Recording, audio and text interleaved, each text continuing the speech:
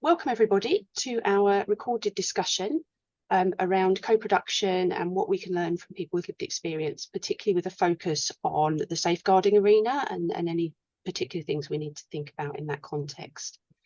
So I'm Andree Ralph. I'm the Lived Experience Coordinator for Changing Futures Sussex. And I'm here today with my two colleagues who I'll introduce to you and let them kind of tell you a bit about themselves in a moment. So Sara and Tasha. And we're just going to have a bit of a conversation and bring together some of the themes and some of the things that we've learned through doing the work that we do and through working alongside people with lived experience that apply in this kind of context. So I'm going to hand over to Sara first. Did you want to kind of introduce yourself, say a little bit about what your role does, and yes, some of the things that you've done around co-production would be great.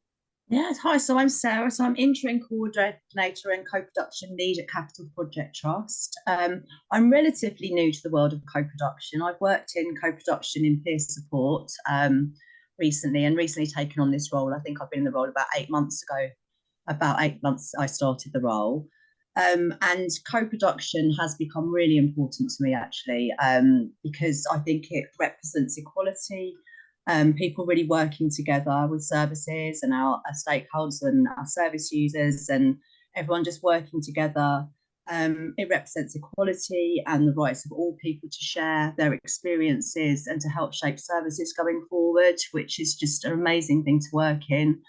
And it's a really collaborative approach, so everyone working together, and it just feels like a real culture change, so it's really exciting.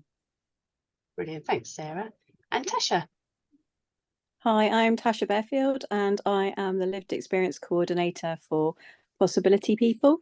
I've been in post for 2.5 years, supporting mostly the lived experience co-production element of the Community Mental Health Transformation Programme.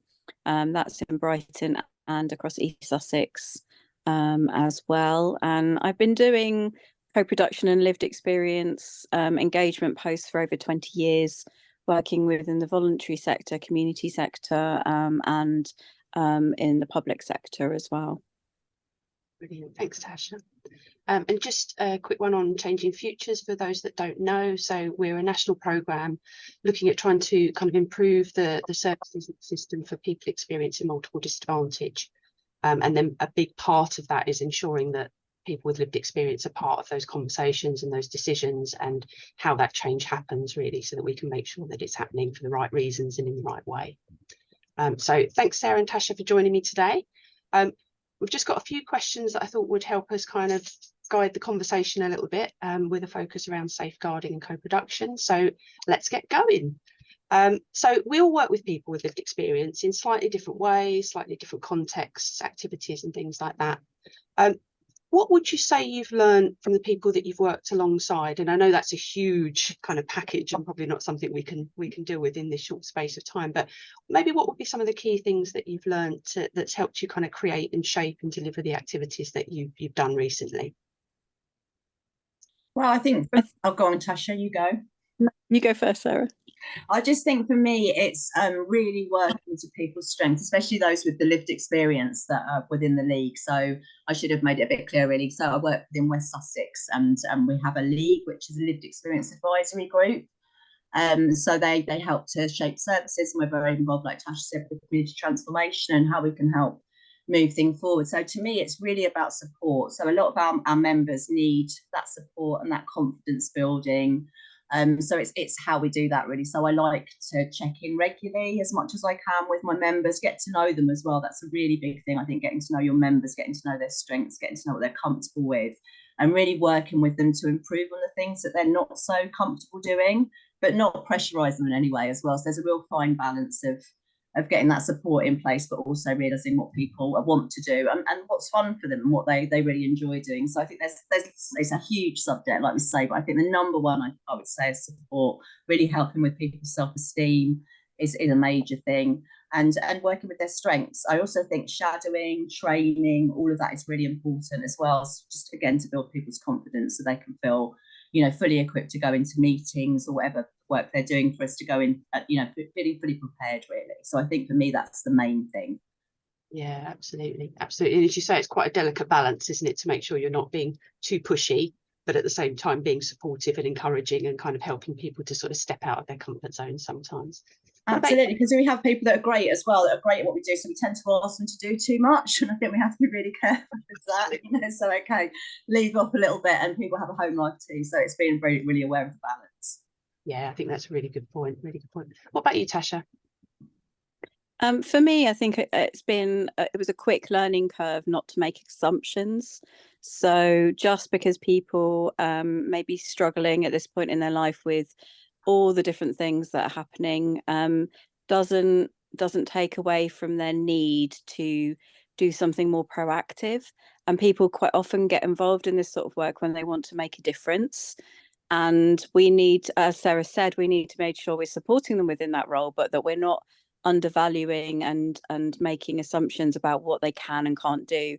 It's for them to tell us what they want to do, what they want to get involved in, and to build up those relationships and the trust that they need with us as facilitators and support workers, to make sure that we are honest with them, that we have transparent sort of communications with them about what's happening within the area of work that they're working, so that they can trust us. I think quite often the people we work with have had long experiences with services that haven't communicated well with them, and they've lost that sense of trust because people haven't been transparent about where their information's going, or how their involvement makes a difference.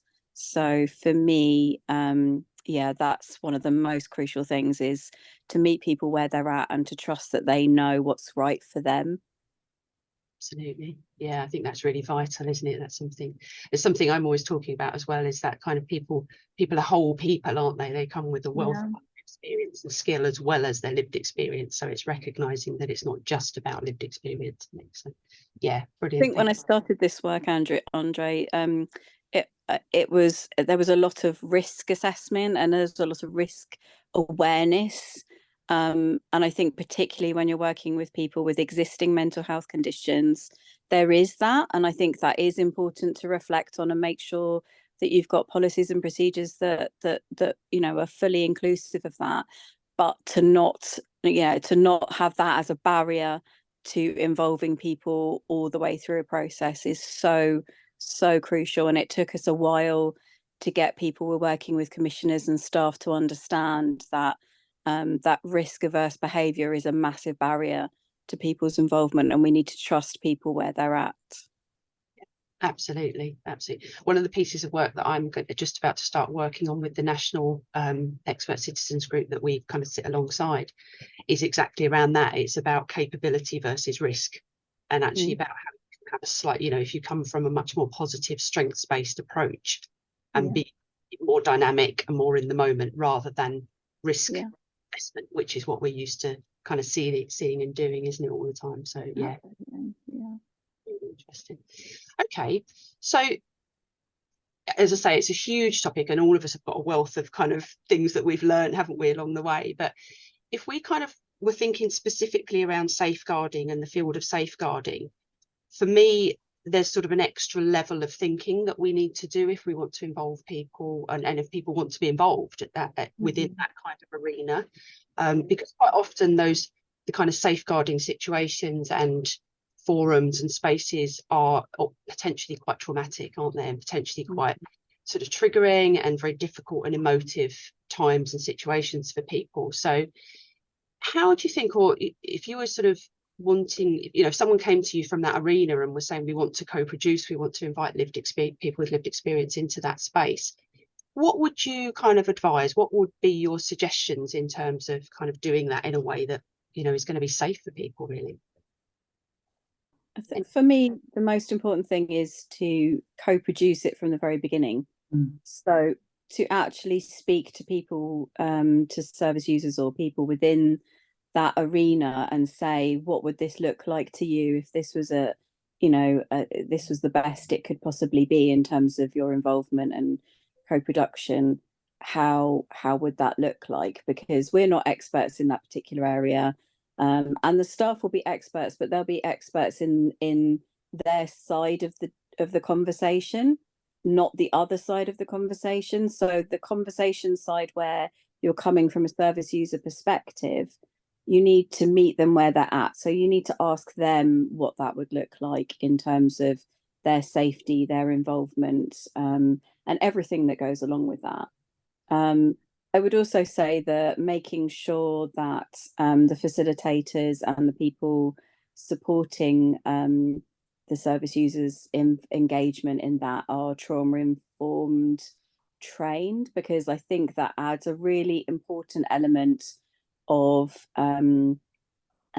information and ways of practice that can really help strengthen relationships and adds to that element of safety for everyone involved, not just the service users, but staff and facilitators as well. And having that trauma-informed lens, I think, is what we say in terms of that engagement work, really can help to keep everybody safe, because there's a certain set of principles that you work towards when you're doing trauma-informed care and trauma-informed practice. So I think for me, and I have to be honest and say that was quite new to me when I started this work originally. It wasn't a term that I'd known before, mental health, in terms of co-production, and it's really strengthened my work, enabled to I did some of that work before. Some of the principles of trauma-informed care I was working towards always anyway, because it sat well with me and my values. But I didn't really have a comprehensive structure that you can have around trauma-informed practice. And I think to make sure that there's a consistency of approach, making sure that everyone goes through that bit of training that is going to be facilitating or supporting people is really, really crucial. Agreed. Yeah. That's couldn't agree more. I think that's such an underpinning thing, isn't it? And certainly at Changing Futures, that's something that they go hand in hand. Co-production and trauma-informed working go hand in hand, and any of this kind of work, I think really you have to. It has to be there. You have to really think from that lens. So yeah. What about you? Yeah, I couldn't agree more. Like I said, I think with being trauma informed, it's just really being aware and listening to people, and perhaps being able to come in before we have to do a safeguarding, just having that intervention there, just really listening to people. If they're flagging up, they've got something going on within their home life, or something's going on for them, or they're stressed at work, or something that you feel like potentially could become a safeguarding. It's using that trauma-informed approach and getting to really knowing your members, I think, really knowing people, especially with lived experience, but right across the board, and just so you can really understand, like Tasha said, and, I couldn't be, trauma-informed is definitely the way to go. It's a way of putting yourself in their shoes, really understanding what's going on with somebody, really listening and really empathizing with them. And I think that with that, in that way, we can get to know, because obviously safeguarding is different for everybody, isn't it? In a way, it's like, it depends what's going on with that person, their situation. So really being as informed as you can before you have to sort of get to that stage of safeguarding, I think is really important.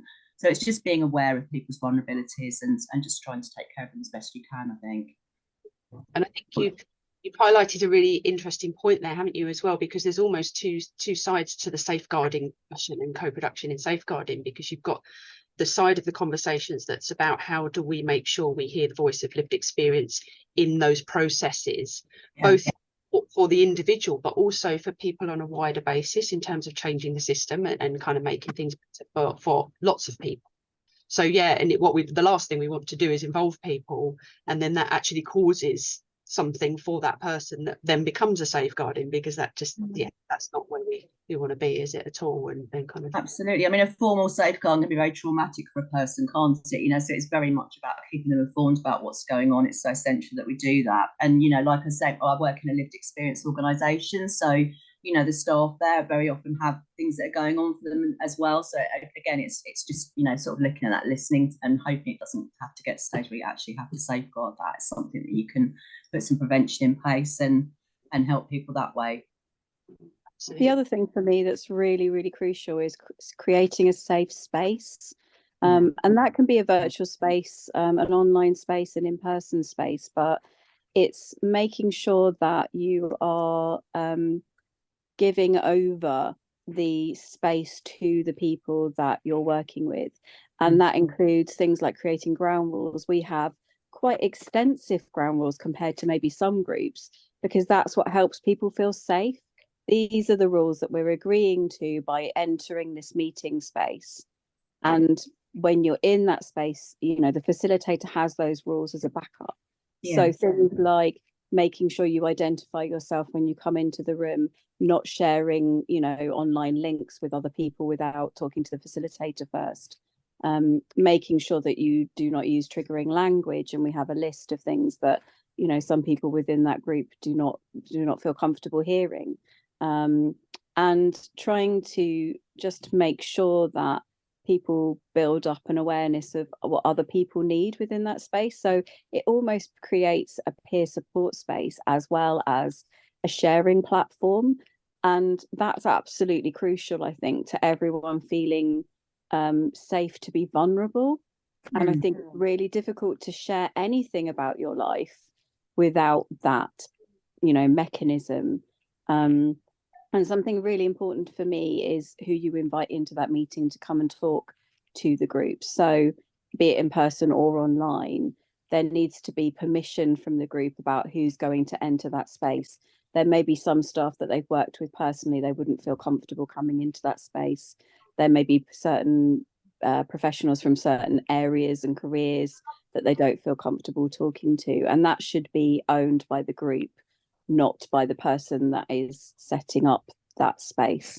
It needs to be, you need to make sure that the agenda is a shared agenda with everybody that attends the group. What we found really helpful with our lived experience advisory groups is to have an open part of the meeting where we can invite staff along to come and talk about whatever topics they would like to talk to with the group. But there's also a closed space, so the group can feel protected and so that they can just talk to each other. And if there are things that they didn't feel comfortable talking about with staff in the room, that then they can then talk about that in the closed space, and they have that end time in terms of being able to share what's worrying them before you end the meeting, rather than sort of ending it and then going away for another month, and then that thing that's worrying them is going over and over in their mind, and they don't have that space to share. Yeah, I think that's really, it's interesting, isn't it? Sometimes we can get a bit caught up in almost like confusing a safe space with a space that isn't boundaried, if you see what I mean. And actually in the same thing, aren't they? They are the boundary element of it, and what creates that safe space and holds that safe space is the most important part of that process. So I think that's a really interesting thing to get across, and I'm glad you've sort of mentioned that, because sometimes fear of putting too many rules and ground rules in place, but actually that's okay if that's what the group needs and that's what the group have agreed to, and it's a shared ownership of that, then that's absolutely fine, isn't it? That's the thing. Yeah. So. And we find, sorry, Tasha. Just to go back to the ground rules, we constantly check them, and every time we have a new member, they read them and they go, okay, that works for me, but I'd like to add this particular element. So they are growing, like they are longer than they were when we started, because we've had new people join who've said, actually, this is really, but having cameras on at the very beginning and introducing themselves is really important to one person in our group, because they feel very nervous about who's there and who's listening to their feedback. And so it's fine if they turn the cameras off after that, but they just want that awareness that the people in the room are the people that they know and trust, and that was an important element to add that to the ground rules for that person. And that's exactly what I was going to add, actually. It's just that we're constantly updating the ground rules as new people come in, and they have been co-produced from the very beginning, so everyone's very aware of what they are. But like I said, we have to adjust them sometimes. If something happens, then we'll revisit the ground rules. But it is a really good tool for helping people to feel safe within that space. So they're a really important part of any meetings, especially online meetings. And like you said, Tasha, I think some people like to have their cameras off, which can actually cause a bit of a problem because they're not confident enough to have their cameras on, but other people sort of, who is this person? So again, that can cause a little bit of conflict sometimes. So that's how you kind of approach that, because we understand that not everyone wants to have their camera on. It's, it happens. So it's just adjusting the rules and going along with what people want to add to them. So yeah. Definitely. Yeah, that's really interesting, isn't it? And I think it's also raised that thing about being flexible, being adaptive. You don't sort of set something up and that's it. That's when you're working with people with lived experience and doing co-production. It changes, doesn't it? It changes day to day, minute to minute almost, because that's the whole point of the work that you're doing, is that it's everybody's, and everybody's involved in how that is shaped and how it grows and what it looks like. So that may change week, month to month, depending on who's there with you. That's absolutely right. So yeah, that's so important, Andree, because our group looks completely different to the way it looked 2.5 years ago, and that's because we've allowed that flexibility and adaptations of the group, and it's just really important that your policies and your procedures allow that to happen, and that is sometimes risky. And I know when we're talking about safeguarding, that can feel uncomfortable. And we're constantly having those conversations and negotiations around, being able to safeguard people whilst on the same hand being adaptable and flexible. Because every time something changes, you're like, always, are we doing the right thing, or is this safe? But it's really important with this work that we are adapting and we are moving and we're changing with the people that are in the group. Yeah, and I think it's interesting, isn't it, that something that's probably worth raising is that doing co-production and working with people with lived experience for organisations and professionals can feel quite scary at times, and that's okay. It's okay to feel that, isn't it? And to feel, actually, I don't have all the answers here, because that's the point, that you're kind of going to that space saying, I don't know, let's work together, let's try and work it out. But yeah, I think, as you say, it's almost knowing that you've got permission to be vulnerable and to be okay with that, be okay with how that might look and how that might adapt, and to take some risks that may not feel comfortable at first, but it's done in a way that's trauma informed and safe for everybody in the space. So yeah, I think you're absolutely right. I think people do find it quite scary, but I think that the really reassuring thing is with co-production is it is co-produced, so it's not one person's decision, it's not our decision. We've all come to that decision together, so actually there's some reassurance in that as well. Absolutely.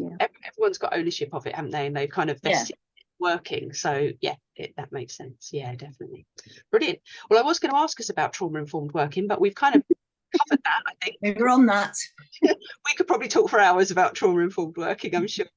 I just wanted to say about trauma-informed working, Andree, that it isn't just for the people we're working for or working with, it's for us too, as facilitators and support workers. And I just really want to be mindful of that, because I think quite often we don't look after ourselves within these spaces, and we can hear quite difficult stories.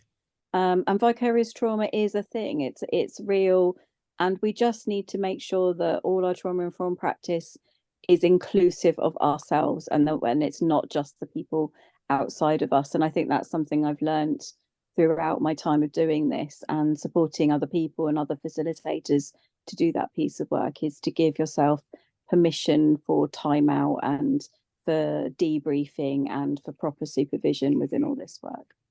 So important, isn't it? So important. And you're right, it's something that we often overlook because we're so focused on making sure we're doing it for everybody else. We forget that we're part of that space as well, and part of that. Absolutely. Part of that. Yeah, definitely. Brilliant. Okay, so just thinking in terms of kind of the safeguarding environment again and things like that, but one of the things that we utilise quite a bit at Changing Futures, and I know both of you have worked with and with sort of within, but it's that element of sort of peer support work and things around case studies or other alternative ways to hear people's voices. So we've talked a lot about kind of focus groups and leagues and lived experience advisory groups and places where people come together, but there are lots of other ways, aren't there, that we can make sure that the voice of people with lived experience is included in the conversation. So can you think of any examples or any, Sarah, I know you do a lot of work around peer work, and if you've got any sort of examples about what that's sort of fed in and how people can utilise those different alternative ways as well. Peer support we can really encourage that within our leagues as well. I think and that's something that I intend to do, is to set up a peer support group so that people can drop into it, just to have those informal conversations. And sort of really, I think it's around sort of reflective practice as well, with peer support, what we've done well, what perhaps we could have done differently, what would you have done. There's so many different ways we can use peer support, really. And, you know, it really helps to take the strain off services. I think peer support is really underutilised. It's something I'm working towards with lovely lady Deb Owen, who's a peer support lead for SPFT, and we really want to work together to sort of standardise peer support, get everyone to have the same training, the same, you know, experiences, the same, not experiences, the same training, the same. But yeah, it's just having those, you know, having it standardised, having it really recognised, I guess. I think it's such an important part of recovery for a lot of people. I've spoken to a lot of people, worked with peer support a lot, that said it really helped them in their recovery, having someone there that understands, not to take away from clinical services in any way, but I think it's another element, and it's something that can really help with services now. And I think it's something, certainly for us, we've found it's quite a useful role for our peer supporters to be able to share the experiences of people who may not be ready to do that themselves. So in a, you know, in an anonymized and confidential way, but to be able to feed that back. So, you know, I'm working with a group of people and these are the sorts of things they're experiencing with this service, for example. It's kind of, it's a way of doing it in a, it's so that, you know, for people that are kind of currently undergoing those services and experiences, and they're quite intense and quite traumatic at this moment, and they're not really ready to share that. A peer worker can almost be their voice, can't they, and kind of be that slightly sort of disconnected, not quite as affected by it in this moment person that can share Absolutely. that gets back into the system and into the people that need to hear it. So yeah, I think for a lot of people it sort of takes away the hierarchy for them, doesn't it? So they feel that they can talk more openly with a peer support worker sometimes, especially if they have a fear of services, which is a common thread we hear a lot. And Capital Project works within the hospitals, and we have a patient viewpoint. So we have volunteers, they're not, you know, they're sort of under us but not really working for us, and they go in and they really get the patient's viewpoints of what's going on within the hospital setting. And I think people are much more comfortable doing that, knowing it's somebody who's a volunteer, who's going in. There's absolutely no hierarchy, and they feel much more open to share what's going on for them. And then we feed it back to services, and then we sort of start to get results. So again, that's a really powerful way of using peer support. How about you, Tasha? What sort of Yeah, ways? so I think for us, community outreach has become like almost an essential part of everything that we do. And I think we quickly learned that having meetings, quite sort of formal meetings, even though some of them are for informal meetings, and places where we expected people to come to us, was never going to really produce a truly representative space in terms of all the different types of people that might need to use services. So to truly get the diverse voices that you need, the feedback from people in community that we never hear, the less heard people, you have to go and meet them where they're at. And that is in terms of community outreach for us, community engagement. But there's also more than that. It's more than just going visiting once. It's more than just going to some group and going, we want to hear all your voices. We want to hear what you have to say, and we're never going to see you again. It's more than that. It's going regularly. It's being part of the group. So we've done some excellent engagement with refugee and asylum seekers, and one of our facilitators actually went along every single week for 4 months and is still going now to a drop-in group to work alongside people, to be a volunteer, to talk to people whilst they're, you know, having their activities and that space, and they feel comfortable knowing somebody that's regularly attended, and they know more who they are, and they've been vulnerable too because they've had their own personal journeys with lived experience, and that makes a real difference. And we're doing similar things, with other communities as well. Older people, we've done some engagement work, going out and visiting people in nursing homes and dementia cafes, because we know that older people aren't going to come into the spaces that we offer in terms of lived experience advisory groups. So it's really important that we have their voice too. And I guess, I mean, we haven't done this yet, but I think younger people are another voice that they're not necessarily going to come into a group with lots of 40, 50, 60 something people. They need their own space. So you need to find ways of reaching them that is right for them, be that in online spaces, be that in person, be that at their peer support groups and through their peer support workers. But you need to find a way of reaching those voices so that they are fully included in whatever you redesign or you decide to do with that feedback going forward. And that cannot be undervalued because it works alongside and parallel to all the advisory work that we do. Yeah, absolutely. It's something I know we often talk about, and I've heard all of us mention it at different times in different meetings about, don't expect people to come to you all the time. You know, you have to go to them.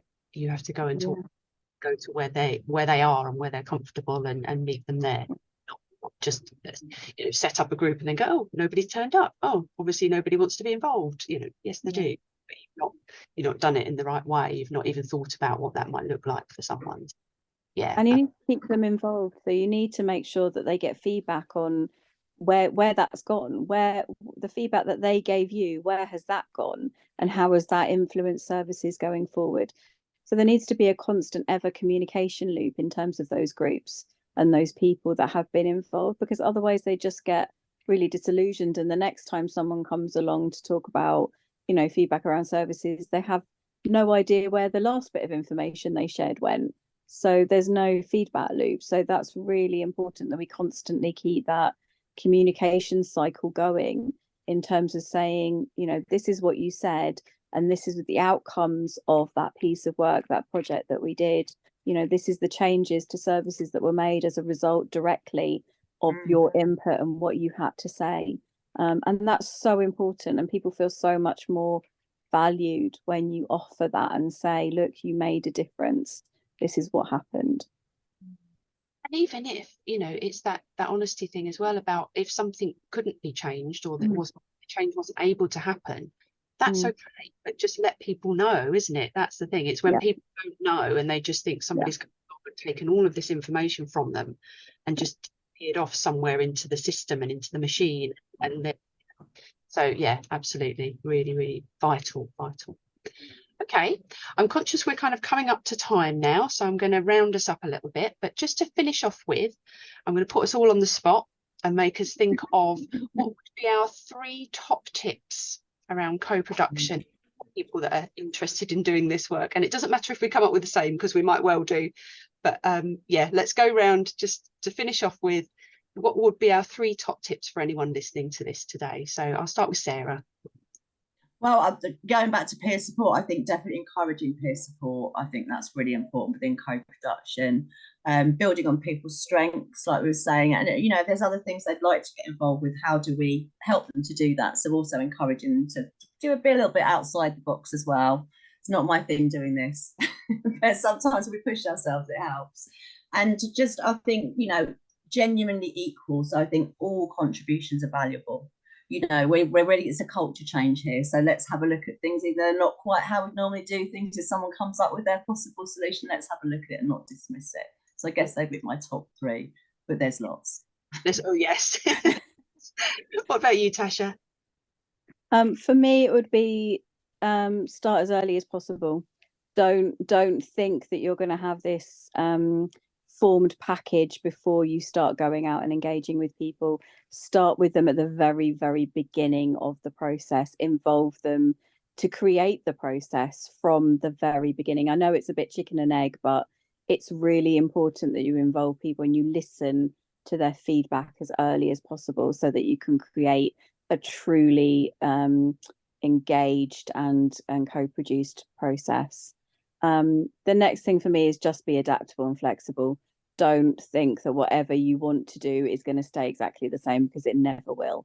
You have to co-produce something, you have to be flexible. You have to listen to people all the way through, you know, through the beginning, the middle, the end, after the end, all the way through to the cycle to the next process.